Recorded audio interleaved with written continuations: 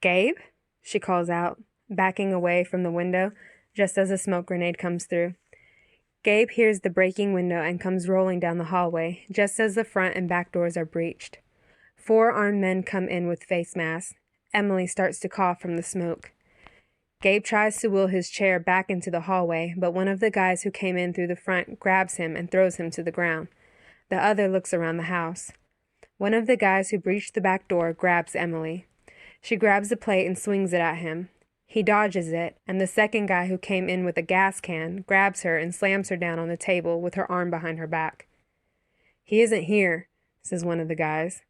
"Where is he?" asks the guy holding her down. "Who? Where is who? I don't know who you're talking about." He slams her head down on the table, and she can feel a cut open up. The blood starts to rush to her head. "Burn it down," orders one of them. The 2 men closest to Gabe take him into one of the back rooms. The guy who slammed her down ties her hands behind her back and then pushes her down into a chair. She can feel the blood starting to run down her face. He ties her to the chair and then calls for everyone to leave. Right before exiting, 2 of the guys drop down a match. The house immediately catches fire. "Gabe!" calls out Emilie. "Gabe, are you okay?" "Yeah, but I can't get out. I'm locked in the room." Emilie's head is throbbing, and the smoke is starting to fill the room. She pulls and struggles, trying to loosen the knots on the rope, but they're too tight. She starts to panic. She knows the fire won't kill her, but she knows Gabe won't last long. And if she's the last thing standing after the house burns down, who knows what kind of problems she'll have. She hears voices and screaming from the street, along with the sound of cars speeding off. If she could just get close enough to the fire to burn off the ropes, she can get Gabe out. Then she hears Robbie's car come screeching to a stop. "Gabe! Emilie!" He runs into the living room and sees Emilie in the kitchen. "Get Gabe! Robbie, get Gabe! He's in the back!" He looks at her scared and runs into Gabe's room. Robbie picks him up and runs him outside. He runs back in for Emilie just as parts of the roof are starting to come down. He carries her out the back door, where no one can see, around to the front of the house. There was no way they were walking out of the front door with the amount of fire that had engulfed the house. The ambulance and fire truck pull up, along with 3 shield vehicles. A man steps out and tells Robbie they need to go with them. Robbie helps Emilie to her feet, while 2 agents get Gabe and load them into the SUVs. Emilie holds Robbie's hand nervously. "It's gonna be okay," he reassures her. They pull into an aircraft and get out once the door has closed behind them. "I'm sorry for the dramatics. My name is Agent Coulson. This is Agent Mac and Agent May. We had reason to believe a group known as the Watchdogs were in the area. We think they're responsible for that fire. Were you able to get a good look at them?" "They had gray wolf-like masks covering their faces. A smoke grenade came through the window before they broke in, so there wasn't much for me to see." "I see," he says. "Well, we can have Fitzsimmons take a look at you in the meantime, make sure you guys are okay. It's a good thing Robbie showed up when he did, otherwise you guys would be extra crispy." Coulson asks Robbie to come with him, and Emilie and Gabe are introduced to Fitzsimmons and get checked out for any signs of injuries. "Welp, everything looks good here. If I didn't already know, I wouldn't think you were in a fire at all." Simmons cleans up the cut on Emily's head. "We'll have you 2 escorted somewhere to rest. But first, we'll see about getting you another wheelchair, buddy," says Fitz to Gabe. They escort Emilie to a white cell. She looks around, feeling uneasy, and hears the door lock behind her. She also notices a camera in the corner click on a red light.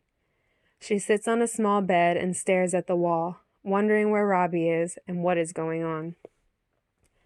"How well do you know this young woman?" asks Coulson. "Well enough. Why?" "The watchdogs have an unexplained interest in her." He pulls up some imaging and files recovered from the watchdog server. "We know she's an inhuman, but we don't know what they want with her, which makes me wonder, is she dangerous?" Coulson pulls up footage of Emilie in the cell. "Let me talk to her," says Robbie. About half an hour goes by and the door opens. "You okay?" says Robbie, walking in. "What are we doing here? Why am I locked up like some kind of prisoner when I just got attacked by some terrorist group?" "I'm sorry. This why you were out of town?" "I put the pieces together," she says, turning away from him. "I didn't want to tell you I work with them just yet. I know how you feel about the inhuman registry and all that," admits Robbie. Emilie had mentioned to him one night when he gave her a lift home that S.H.I.E.L.D. made her nervous. She didn't think they were completely bad, but the inhuman registry made her feel unsafe and was just another reason for her to keep her powers a secret. "I just didn't want you to get dragged into all this, but it looks like you already are. Those guys that burned down the house, they know about you." "Know what about me?" She turns abruptly. "They know you're inhuman. They've been spying on me."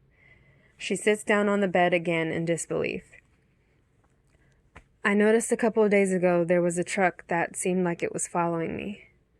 "When?" asked Robbie, upset she didn't mention it before. "Right after you left town. I saw a truck twice by my house, and the same truck drove by the clinic on my way to work." "I know you don't have reason to trust them, but I trust these guys. It took me a while, but they're good people. They want to ask you a few questions and run a few tests." "Come on, Robbie. Now I'm a lab rat?" She gets off the bed and stomps.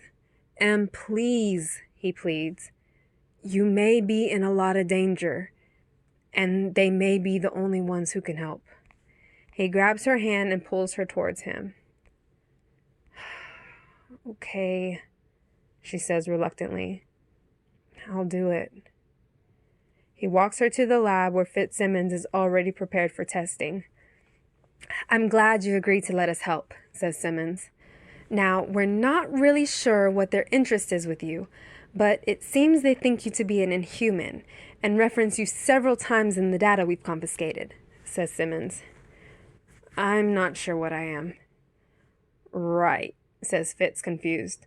"But you do have inhuman powers." "I've never gone through pterogenesis like the other inhumans. I just know something about me makes me fireproof." "Well, if you don't mind, we would just like to take a few biological samples for testing before we get started," says Simmons. Simmons takes a small sample of blood, skin, and hair before sending Emilie into the bathroom to change. She comes out wrapped in a robe, and Robbie lets out a whistle. Simmons has her sit down and take some vitals. Says Fitz. Everyone looks over at him. "Oh, I'm sorry, I just found something interesting." Once her vitals are done, Simmons has her step into a booth. "Now, I hope you don't mind, but we're going to test your ability to withstand heat. A flame will come down above you, and we'll be able to measure the max temperature at which you can withstand." Emilie shakes her head in agreement. "You can remove your robe. The clothes I gave you will be able to withstand the heat of the flame." "You call these clothes?" she says, removing the robe and revealing a metallic swimsuit-looking outfit. She catches Robbie, giving her a smirk. 3, 2, 1. Simmons pushes the button and a flame shoots down from inside the booth. 400, 500, 600. It must be getting extremely hot in there. She waits a few more seconds and then hits the button again to stop the flames. "That was great! Excellent! Unfortunately, our setup can only top out at about 800 degrees worth of heat. How are you feeling?" "Cold," replies Emilie. Simmons looks at the data collected. "That's amazing. Your core temperature only rose about 0.2 degrees. It's falling back down to normal. Your metabolism has only slightly dropped, and everything else seems to be normal. If I had to guess, you could withstand temperatures well over what we could recreate in the lab." "Maybe Robbie could help," suggests Fitz. "I mean, his Hellfire burns hotter than anything we could recreate." "Would you mind testing that theory, Robbie?" Simmons asks. Robbie gets up and walks into the booth. "You look good in that," he whispers with a flirtatious smile. Emilie starts to blush. "Tell me if I need to stop." He holds his hand up as the skin burns away. He touches her shoulder. Soon he becomes the Ghost Rider, and they are both engulfed in flames. The scale on Simmons' thermostat quickly starts escalating, well into the 10,000s.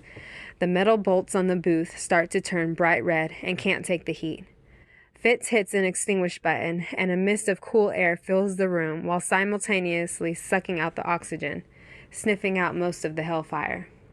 Robbie transforms back to himself. Simmons smiles with scientific satisfaction. Coulson comes in as they exit the booth. "Did I miss something? What's burning?"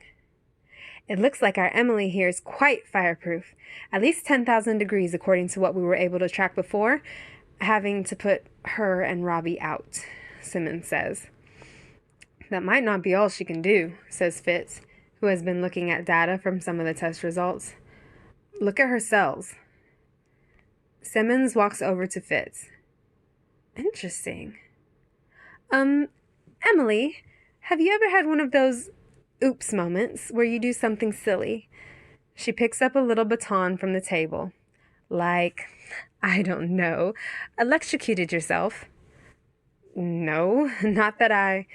Simmons touches Emilie's side with the baton, and it delivers a zap. "Ouch! What the hell?" "Sorry, it would seem that your cells react a certain way to electricity as well, making you a great conductor. Did that really hurt?" "Yes, I guess. I don't know. I mean, for a second maybe." "That taser delivered 50,000 volts just then. That would bring a man of Coulson's size down fairly easy, and all you did was jump." Fitz tries to explain. "What Simmons is trying to say is your cells react a certain way that allows you to absorb energy and or disperse it so that you're not harmed by it. With the heat, your metabolism slows down briefly and your body's systems run at a minimum so you don't overheat. Your skin cells actually shrink on a microscopic level, allowing more heat to escape your body instead of building up. It creates a barrier that helps prevent you from getting burned. As for the electricity, your body would most likely absorb it as well, but as for getting rid of it, who knows? Maybe you can throw lightning bolts." "If you don't mind, I'd like to see what kind of reaction we can get when you're exposed to different amounts of electrical currents." Simmons looks at her, eager to run more tests. "I don't have anything better to do." She steps back into the booth, and Simmons brings in a small battery charger. "Well, I can't exactly connect this anywhere. She looks at Emilie and then hands her each of the 2 cables. "Now, this should send a good bit of voltage through your body. If it becomes too intense, just say something." She turns the charger on and slowly cranks up the voltage. At first, it's just a slight tingle, then a vibration. She gets up to 2 amps and Emilie can't take it anymore. Her skin feels like it's crackling and her ears hear a whirling sound. "Stop," she says. Simmons turns off the charger and looks at her. "Are you okay? How do you feel?" "Sick. Like I just got off a really bad roller coaster." She grabs the cables from Emilie. "I can only imagine." She grabs a voltmeter and checks her wattage. "Your body is holding 2 amps worth of electricity. That's more than enough to kill someone. If we could somehow get you to dispense that energy, you could become kinetic." "So you're a walking battery," says Coulson. Simmons steps out of the booth to look at the data they've collected. Emilie starts to feel a tingle from the electricity on her nose and sneezes. A small surge of electricity pulses out of her body. Simmons walks back into the booth with the voltmeter. She places the meter against Emilie's skin, and it reads normal. She hands her the robe. "I think you've gone through enough for one day." She walks back to her cell, which doesn't lock this time. She lays on the bed looking at the ceiling, wondering what Fitz and Simmons are learning from the tests, curious as to what else she may be capable of. Robbie went with Coulson to find out more about the watchdogs and their interest in her. He comes back and tells her they got a lead on a watchdog compound, and it may help them find out what is going on. You still have your lab rat outfit on, I see. He pulls the robe back slightly, exposing her shoulder straps on one side. Simmons is supposed to grab me some new clothes, since my other ones are a little smoky. I think you should just rock that, he says, smiling. Oh, really? She replies. It's not exactly warm. That's why you got me. His eyes light up with flames. I'll keep you warm. He leans in and kisses her. She feels her body heating up as he places one hand on her lower back and pulls her head in closer with the other for a deep kiss. He slides the robe off her shoulder and things start to heat up fast. Wait, she says hesitantly. He stops. I'm sorry, I got carried away. No, it's just... She turns and looks at the camera whose on light was flashing. Robbie walks over and melts the lens. He then walks over to the small glass window by the cell door and heats the glass just enough to distort the visibility. He walks back over to the bed where she's seated and sits down, second-guessing where things were going. I didn't say stop, she adds. He looks over and continues where he left off. He kisses her neck down to her shoulder. She pulls off her robe and climbs into his lap. He pulls off his jacket and tosses it. Coulson comes looking for Robbie. He walks over to the containment cube and pauses to look at the melted glass. I hope I'm not interrupting anything, but we're here, and I could use an extra hand in the field, he says through the door. Touchdown in 5.